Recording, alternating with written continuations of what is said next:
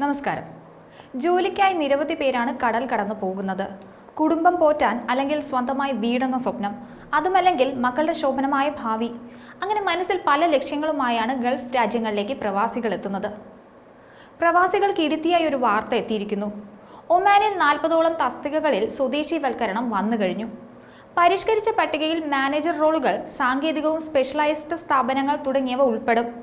ഒമാനികൾ അല്ലാത്തവർക്ക് നിരോധിക്കപ്പെട്ട തൊഴിലുകളിൽ system analyst, engineer, ഗുണനിലവാര നിയന്ത്രണം, ഹോട്ടൽ മാനേജ്മെന്റ്, ഗതാഗതം തുടങ്ങിയവയിലെ വിവിധ തസ്തികകളും ഉൾപ്പെടും.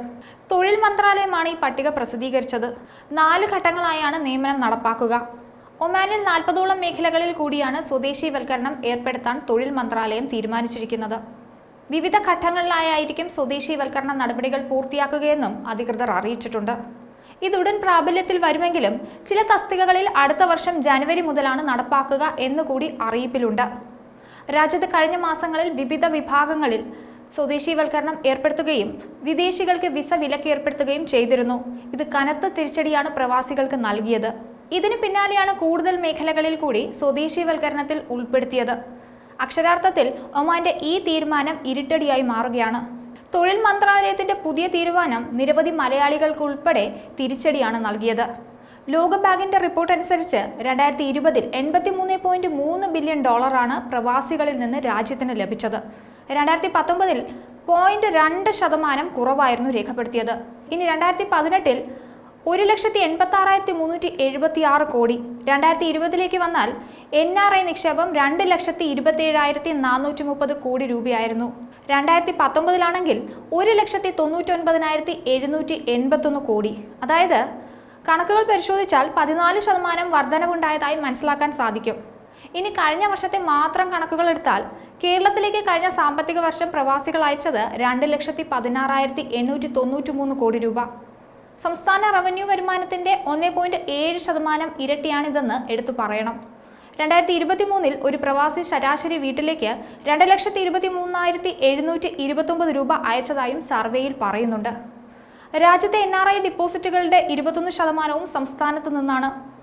സംസ്ഥാനത്ത് നിന്നും വിദേശ രാജ്യങ്ങളിലേക്ക് 43,378 കോടി രൂപയാണ് ഡെപ്പോസിറ്റ് തുകയായി 2023 നിക്ഷേപിക്കപ്പെട്ടത്.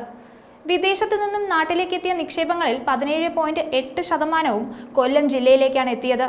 16.2% മലപ്പുറം ജില്ലയിലേക്കും എത്തി.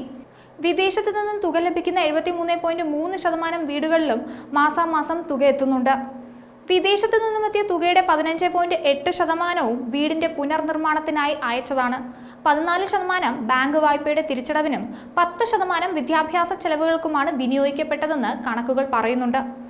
പ്രവാസം തെരഞ്ഞെടുക്കുന്ന മലയാളി വനിതകളുടെ എണ്ണത്തിലും വൻ വർധനവ് രേഖപ്പെടുത്തിയിട്ടുണ്ട്.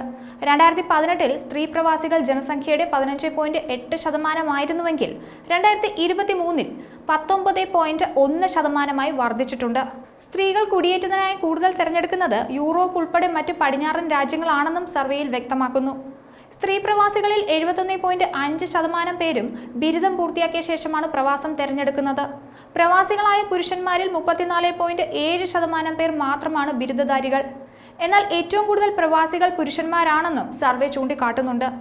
പ്രവാസത്തിലെ സ്ത്രീ പുരുഷ അന്തരം ഏറ്റവും കുറവ് കോട്ടയം ജില്ലയിലും ഏറ്റവും കൂടുതൽ മലപ്പുറം ജില്ലയിലുമാണ്. 40 ലക്ഷം മലയാളികൾ വിദേശത്ത് താമസിക്കുന്നവരോ ജോലി ചെയ്യുന്നവരോ ആണ്. അവരിൽ ഭൂരിഭാഗവും ഗൾഫ് രാജ്യങ്ങളിലാണ്. കേരളത്തിന് ലഭിക്കുന്ന പണത്തിന്റെ 80% 7 ഗൾഫ് കോർപ്പറേഷൻ കൗൺസിൽ രാജ്യങ്ങളിൽ നിന്നാണ്. മറഞ്ഞിരിക്കുന്ന മരണത്തെ പോലും അവഗണിച്ച് കഠിനാധ്വാനം ചെയ്യുന്ന പ്രവാസി മലയാളികൾ ഒരുപാടുണ്ട്. എന്തായാലും പ്രവാസികൾക്ക് സ്വദേശീവൽക്കരണം വൻ തിരിച്ചടിയാകുമെന്നതിൽ സംശയമില്ല. ന്യൂസ് ഡെസ്ക് ഈനാട് മലയാളം.